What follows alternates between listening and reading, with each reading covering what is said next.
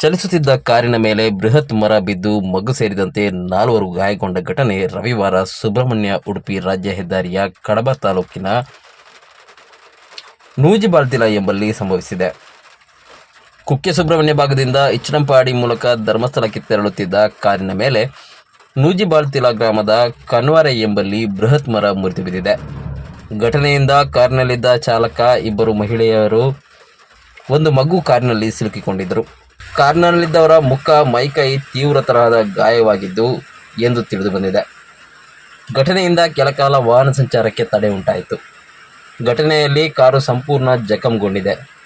ಸ್ಥಳೀಯರು ಮರ ತೆರವಿಗೆ ಸಹಕರಿಸಿದ್ದಾರೆ.